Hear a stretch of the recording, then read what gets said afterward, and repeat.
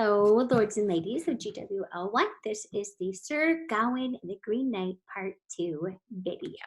Oops, can't advance my slide. Here we go. There we go. All right. So one of the things I want to mention to you, and it's just very small, and we'll talk about it more as I think we will as we get through the poem. We're in Part 2 now, and you may have noticed that there is something a little bit strange about the way the poem is structured, the way it's set up. And with your eyes, you can visually see on this screen that there's something different. And so the poem looks like a pretty normal poem. And then all of a sudden, you get 1, 2, 3 words that are all by themselves off to the right, followed by 4 lines that are centered. And this is a common pattern of some medieval literature. And it's called bob and wheel. The bob and wheel.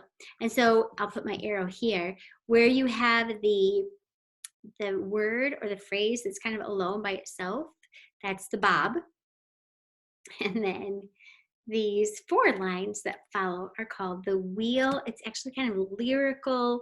There were some songs that would do this in medieval times.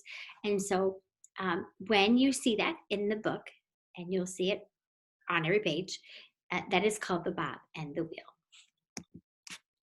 It will be very important for us to consider the medieval liturgical calendar before we read the second part of Sir Gawain and the Green Knight. In Part 2, Gawain is going to start out spending this year preparing his soul for this journey. Remember, he's got to go look for the Green Knight. And how is he going to prepare his soul? Well, you may go to a church similar to mine. You may have a background similar to mine.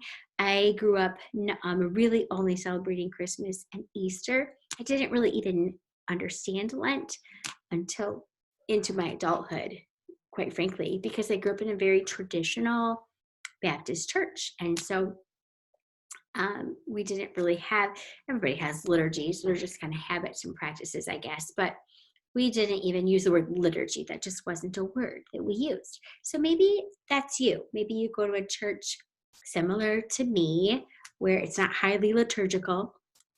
But some of you might go to a church that has a liturgy. The medievals were extremely liturgical. They followed a special calendar that was marked with certain holy days that they practiced and that they celebrated. And those are important to know as we read the book because it helps us.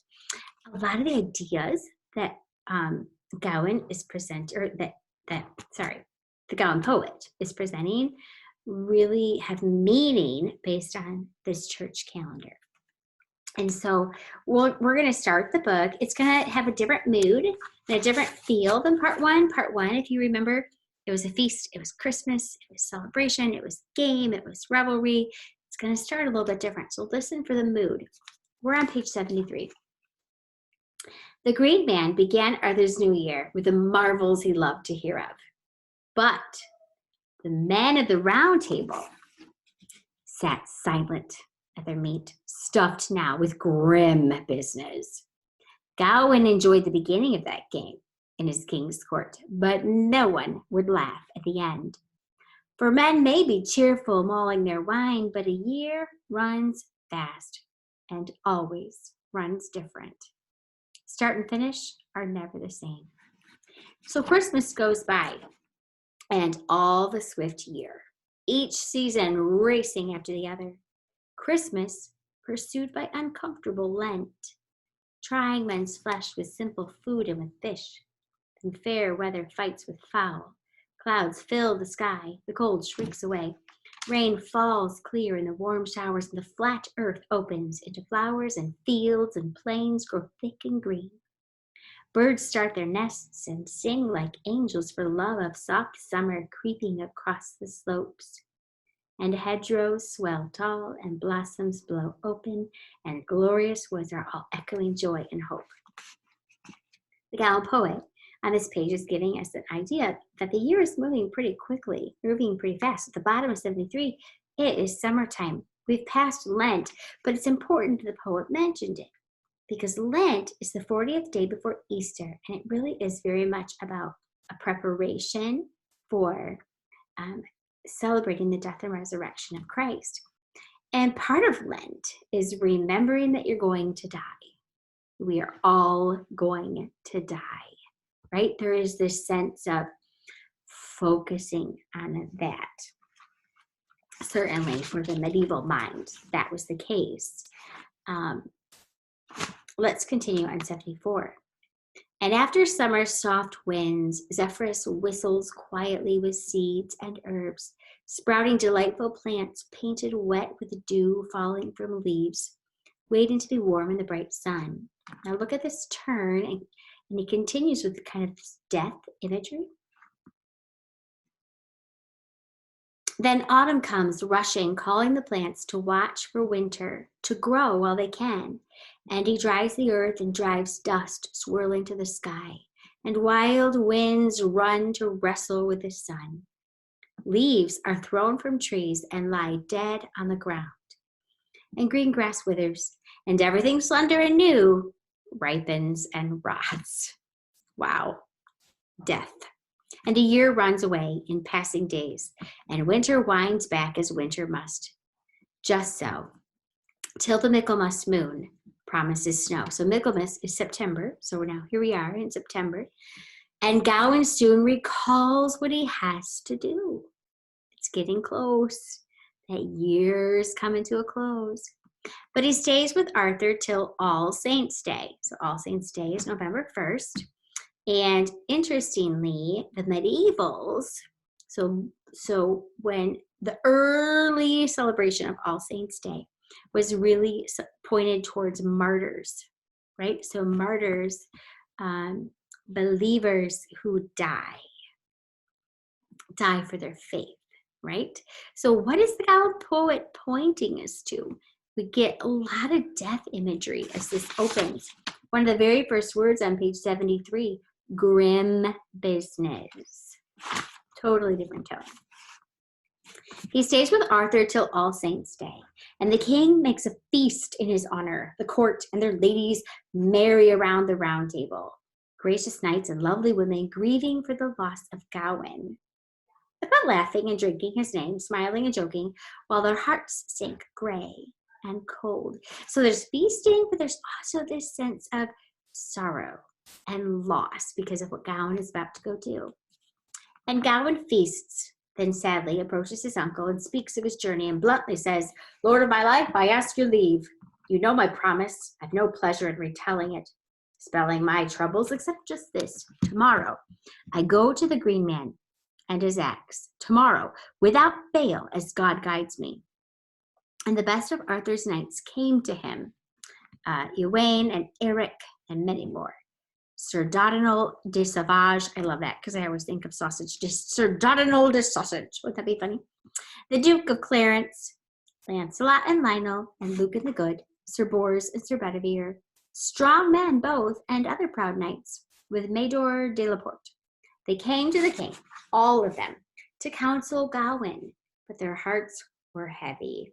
In secret thoughts that day, Arthur's hall rang with silent lament, sorrow, for so good a man is Gawain, and so hard a quest.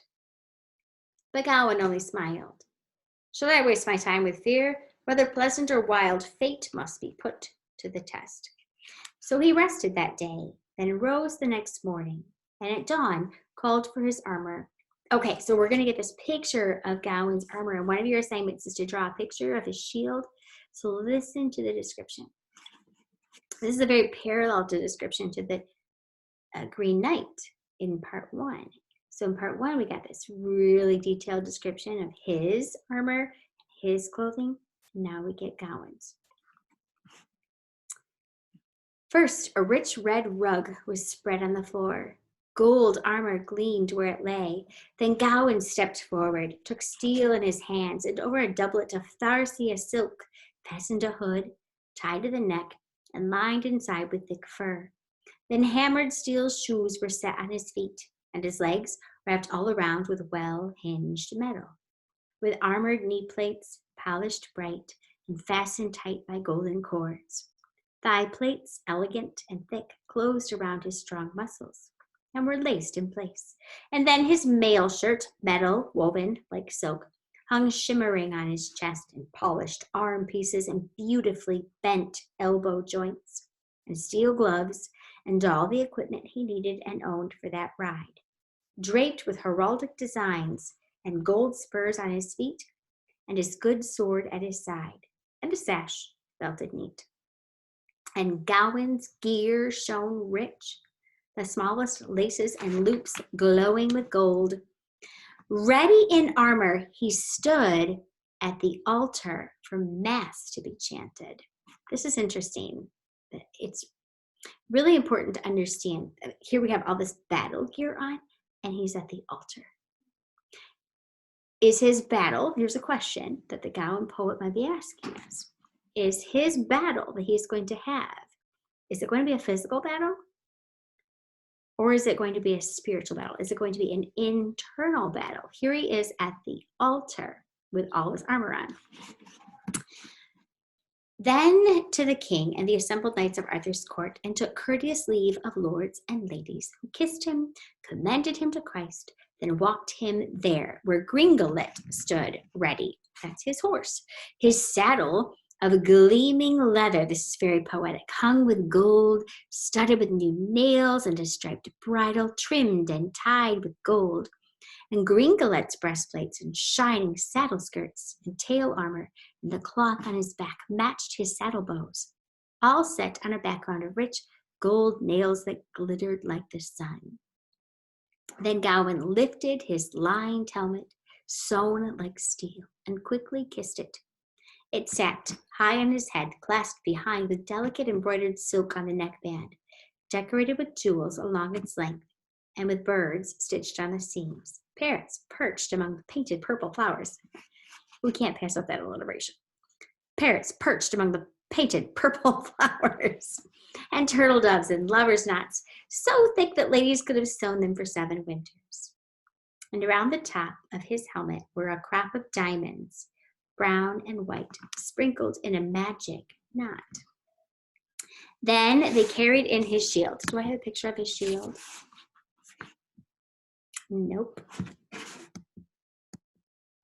Okay, here it is. We'll read the description and then we'll come back to this slide. Okay. Then they carried in his shield, striped with bright red, a pentangle star. So that's a 5-pointed star, painted pure gold, shone at its center. He swings it by the belt, then tosses it across his neck. And the sign of that star, its perfect points fitted that prince, and I'll tell you how. They'll hold up this tail. So he says, sorry, I'm going to stop the story a little bit and tell you about this shield. So let me get a picture of it here. Okay, so his shield has this 5-pointed star. And he says Solomon shaped the star. Who was Solomon? Wisest man in the Bible. What was Solomon's hang up? Women. All right, just keep that in the back of your mind. I'm going to make a little parallel to Sir Gawain. Solomon shaped that star. Triangles blended in triangles as a symbol of truth. Okay, so right on his shield is truth. Truth is leading the way. For each of its angles enfolds the other and fastens the other. 5 in all, and everywhere endless. And everywhere in England called the infinite knot. And Gawain wears it by right on his bright armor, faithful 5 ways, and each way 5 times a noble knight as pure as gold, as good as any knight in any gleaming castle, and worthy of that star, the noblest of men in asking and telling, the hardest for words to baffle. His 5 senses were free of sin, his 5 fingers never failed him, and all his earthly hope was in Christ's 5 wounds on the cross, as our creed tells us. And whenever he stood in battle, his mind was fixed above all things on the 5 joys which Mary had of Jesus, from which all his courage came, and was why this fair knight had her face painted inside his shield. So inside his shield is a picture of Mary, to stare at heaven's queen and keep his courage high. And the 5th of his 5s was love and friendship for other men. So you get this idea, right? These knights were very chivalrous, and they followed this code of chivalry. courtesy to ladies, obedience and honor. There are all these different things. Now, I don't want to get too deep in the weeds on this, but the Gowan poet is being kind of setting up this perfect ideal of a knight. And when the Gowan poet was writing this in the 14th century, the courtly knights were actually losing their luster, right? So he's kind of painting too perfect of a picture. Courtesy never failed, and pity, greatest of the knightly virtues. And these noble five were the firmest of all in his soul. Whenever something is too perfect, you kind of want to question just a little bit. And I'm going to share something with you. And all these five met in one man, joined to each other, each without end, set in 5 perfect points, wholly distinct, yet part of one whole. And that whole seamless, each angle open and closed wherever it ended or began. And so the pentangle glowed on his shield, bright red, gold across the bright red stripes. The holy pentangle, as careful scholars call it. And Gowan was ready, and his lance steady. In front of him, wished them all farewell, and then rode from the hall. All right, let's pause for just a minute.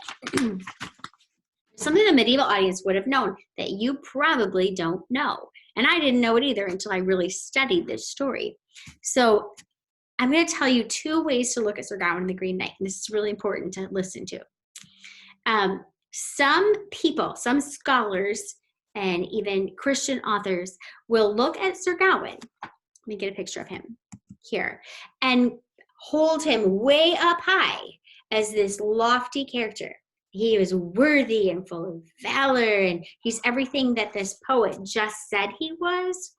And so they might teach a story and say, you need to look to Gawain and be like Gawain. Well, it's important to understand that the Gowan poet was pointing something out about Gowan. Can anybody be as perfect as what was just described there? And if you know medieval literary tradition, there are lots and lots and lots of stories about Gowan, and he's not this. He is not this perfect character who perfectly exemplifies the qualities and characteristics of a knight. Geoffrey Chaucer, the writer of Canterbury Tales, even mentions Sir Gawain. And I will just share with you what we know about Sir Gawain from other stories from the medieval time period and from literary tradition. So there are lots of Scottish stories and French stories about Sir Gawain and the Green Knight. And in my slide here, I don't know if you can see it. It's covered by my, it's covered on my screen. Maybe you can see it. I'm calling him the James Bond of the Round Table. If you know anything about James Bond, maybe you haven't watched the movies. I hope you haven't. I really haven't watched James Bond movies, but I know who he is, right? He's kind of this suave character. And in every single movie, there's, you know, he gets the girl kind of a thing, and it's a different girl every movie. That's Sir Gawain. He is known as kind of this love him and leave him character. In these poems and in these stories that you will encounter with Sir Gawain, he's not painted in the best light. In fact, there are some that paints him in a good light, but one of the articles that I read talked about Sir Gawain and that he was known for his comic inadequacy and his moral imperfection. So the big question here is, will Gawain be found worthy? He's going on a quest, right? He is representing Arthur and the Knights of the Round Table, and he's got to go find this Green Knight. And he's got this shield in front of him, and he's totally protected, and he looks like a strong, capable warrior. Is he? Is he going to be found worthy? And the Gowan poet is being a little bit sarcastic here. He's painting this picture of this perfect knight, right? His 5 senses were free of sin. His fingers never failed him. All his hope was in Christ. Well, let's kind of see. You'll tell me as we see Gawain encounter some different characters in the story. Will he be worthy? Will he be virtuous? And in fact, he's got this pentacle on his sword, right? He's got this um, this star, and it stands for truth. Will truth be what marks Sir Gawain? Some people will tell you yes. I don't agree with them. Okay. We'll come back to that. Hold on, I'm gonna stop share. How do I do that? We'll come back to this slide because that's gonna be important in a minute. All right, this is kind of going long. If you wanna pause it and watch the rest of it another day, feel free, but I'm gonna keep on going. Gawain was ready. Page 78, line 670. He spurred his horse and rode strongly away. Sparks flew from the stones, and Arthur's court watched him and sighed. All Camelot sad at his fate. Men saying one to another, "Ah, what a crime to lose Gawain, whose life was so noble. How many men on earth can match him?" This is sarcasm. It's kind of meant to be that way. Better to have been more prudent to have made him a duke before this could happen. He seemed a brilliant leader, and could have been, and had better been than this, his head lopped off by an elf, and only for pride. This is a little bit of commentary from the narrator. What king has ever allowed such games, playing such stupid sport at Christmas? Warm tears rolled in their eyes as they watched that lovely knight riding away. And he never delayed, rode on his way, and books say that he rode where men go astray. And he rode through England, Sir Gawain on God's behalf, though the ride was hardly a happy one. He was often alone at night, in places where the path ahead of him could please no one. Only his horse rode with him through woods and hills, and the only voice he heard was God's, until he reached the north of Wales. The Anglesey Islands were always to his left. He forded rivers near the highlands, crossing at Holyhead and landing in the wilderness of Wirral Forest, where few men lived whom God or good man could love. And Gawain asked as he rode if anyone had heard of a green man or a green chapel anywhere nearby. And everyone said no, never in their lives. Neither seen nor heard of a man whom heaven had colored green. Gawain's path wound through dreary scenes, and his head leaned first this way, then that, as he hunted that chapel. All right, you're going to see this language that's a quest language. You're going to see right here in this paragraph all kinds of things that a good knight would do. He climbed over cliffs in many strange lands, nowhere near home, friendless now. And at every ford, over every stream, he found himself facing enemies so foul and wild that they forced him to fight for his life. Look at this. He met so many marvels in those hills. It's difficult to tell a tenth of it. Dragons attacked him. Sometimes wolves and satyrs and forest trolls running out of rocks, and bulls and bears and ivory-tusked boars and giant ogres leaping from crags. His strength saved him, and his courage, and his faith in God. He could have died 12 times over. And the fighting was hard, but the foul winter was worse, so cold that rain froze before it could fall to the earth. Sleeping in his armor, sleep came close to killing him. Look at all this death language, right? Lying on open rock where icy rivers charged from mountains, and over his head icicles hung sharp and hard. In danger and hardship, Gawain stayed alone, riding until Christmas Eve, when he prayed to Mary to end his grief, to guide his weary steps to relief. All right, so he's on this quest, right? And it's almost died, almost died, almost died, almost died, almost died, almost died. Look at, bears and monsters and wolves and satyrs and trolls and icy rivers and icicles hanging over his head. And this is quite a quest, right? This is a man heading to his death, and he faces death, death, death, death, death. The next morning, more cheerful, he rode down a hill to a deep forest, incredibly wild, set into mountains and surrounded by hundreds of huge gray oaks. Hazel and hawthorn were snarled and tangled together, and shaggy moss hung everywhere in ragged clumps. And sad birds sat on the bare branches, piping pitifully in the cold. Poor sad birds. Gawain hurried his horse, crossed swamps and mires and bogs, acres of mud, afraid now that he'd lost all chance of hearing Christmas Mass and honoring Mary's son, born to end our sorrow. And sighing, he said, "O Lord, O Mary, gentlest mother and dear, I beg you, send me some lodging to let me hear Mass before morning. I ask meekly and improve, pray swiftly my Pater, my Ave, my Creed." He prayed as he rode and wept for misdeeds and shaped the sign of the cross, and he called Christ in his need. 3 times he shaped that sign, and suddenly on a hill above, field, set deep among massive trees, he saw a moat and a castle, the loveliest ever owned, in the middle of a meadow with woods and lawns and a thick palisade fence, and grass and grounds running more than 2 miles. And Gawain stared at those stone walls glittering through tall white oaks, towering around a steep moat, and removing his helmet, gave courteous thanks to Jesus and Julian, that he's the patron saint of travelers, for the kindness he'd been shown, for the answering of his prayer.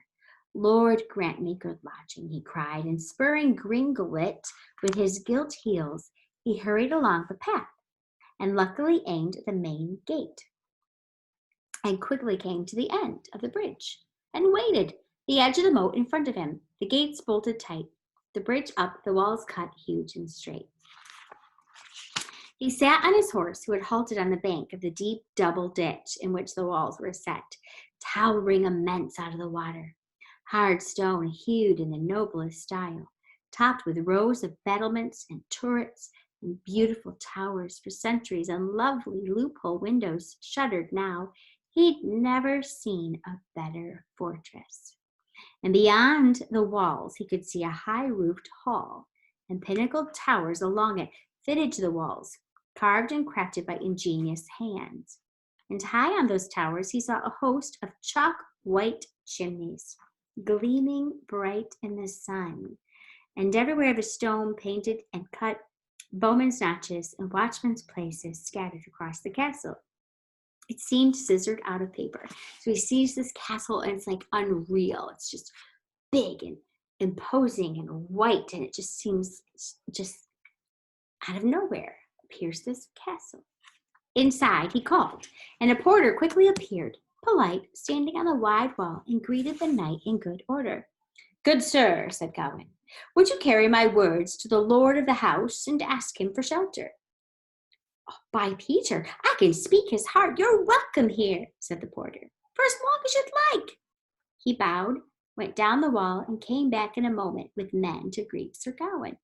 They dropped the drawbridge, came courteously out, and knelt in the snow, welcoming on their knees that noble knight, honoring his rank. They begged him to ride on that broad bridge, and he raised them with a hand and rode across. They held his saddle and helped him down, and ran to stable his horse. The squires and knights swarmed from the castle, happy to escort so excellent a soldier to their hall. When he lifted his visor, they hurried to take his helmet from his hands, anxious to serve him. And they took his sword and his shield, and one by one he greeted them all, courteous. The proud men pressed forward, glad at his coming. Still in his armor, they led him to the hall, where a huge fire crackled on the hearth. And the lord of that company came from his chamber to honor Gawain, the guest in his hall. "Everything here is yours. Use it as you please. Accept it as your own for as long as you like." And Gawain replied, "Thank you. May Christ reward you." And like brothers, they kissed and embraced and were glad. All right, so he has shown great hospitality. He is received into this castle and told, "Everything here is yours. It's at your disposal." Gawain watched his gracious host and judged him a worthy knight. So this is the host, tall, strong, experienced, in the prime of life. His beard was heavy, all beaver-colored, his face as red as fire, and more fierce. He stood firm and forbidding on thick legs, but his words were courtly, means hospitable, and Gawain thought him worthy to lead a host of good warriors. And the lord of the castle led him aside, commanded a man to serve him well, and others led Gawain to a glorious bed in a noble room, hung with strips of shining silk, trimmed with gold, with a bedspread sewn in the softest fur, gleaming ermine, and around him curtains. Okay, so let's stop right there. There's several more pages to part 2, so here's what I'm going to do, because this is getting kind of long. We're just going to stop on page 83. And I'm going to show you the next slide. And then we'll pause and I'll make another real quick short video to end part 2. And you can watch that another day. You can spread it out, okay? So let me show you this last slide that I want to talk to you about. It's really important that you understand that there are 2 kinds of stories that the medievals would have been extremely familiar with. There are lots of poems and stories in the romance genre, the French romances and poets and stories that are 2 kinds of stories. One is the beheading plot and one is the temptation plot. So let's talk about the beheading plot. So this, there are lots of stories from the Celts, right? So Irish, Welsh think that they have all these folk tales that have to do with chopping somebody's head off. Gross, right? But it was a popular story. And it had to do very much has to do with life and death, right? Life and death, life and death. And so the medievals who read this poem, Sir Gawain and the Green Knight, for the first time, would have been very familiar with this whole beheading idea. They would have been shocked. We're kind of like, what? He chopped his head off? And then he picked his own head up and, oh, right? So, but the medieval audience would have totally understood this plot. We've already experienced that. What we are about to experience is another plot story that the medievals would have totally understood. And it was called the temptation plot. And I want to share with you some of the original sources of the temptation story. You know one of them, right? Joseph in the Bible. Very much a temptation story. There was a woman that wanted to lure him in. And he does the right thing. He runs, right? Boom, out of there so fast that she's got his shirt. Like, he is gone. Good job, right? Well, the original sources that we can find from poems and stories and such would tell a certain plot. And I'm going to tell it to you right now. And it's really important to understand and to know, because the original audience would have known this. Okay, so an original source story would go like this. There's a knight, and he sets out to find someone who will give him arms, give him some weapons and stuff. Well, he comes upon a king in a forest who grants him what he needs on a condition. If the knight will go back to the king's castle and resist the advances of his queen. So the king is putting this knight up to a test. Well, the knight does. He goes back to the castle and he goes to sleep. Right? Well, he's woken up by the queen. She shakes him, wakes him up, and this is a little PG-13, but she's trying to get his attention, right? Trying to get his love, if you will. Well, the knight in these source stories refuses her advances, and the original audience would have thought this was very funny because he kicks her in the stomach. Now, as moderns, we're like, oh, that's terrible, it's abuse, right? And it is, but the original audience would have thought that was hilarious. The knight kicks her in the belly. The servant of the story laughs and laughs and laughs. And the king returns to his castle and he compliments the knight on overcoming the temptation. Right? And that's the end of the story. So this good knight, he does what he's supposed to do. He passes the test of virtue. He doesn't violate this host relationship that he has with the king. And he passes the test. So the original audience is very familiar with this plot story. And here you're going to see it in part 2. Gawain is invited into a lord's home. And he's going to be given the golden treatment. I'll finish out part 2 in a separate video for you, okay? But keep this temptation plot story in the back of your mind, because the original audience would start to see pieces of this temptation story showing up in his poem and go, is Gawain going to pass this test? Is Gawain going to be a worthy knight? Is Gawain going to be virtuous? Is he indeed going to be led by truth, which is what is on his sword? Good questions to ask. Let's pause there. If you want, the second video will be loaded right with this one. You can just pick right back up If you are like, oh, that was a lot of reading, go ahead and take a break and finish the rest of part 2 tomorrow or the next day. All right, God bless you.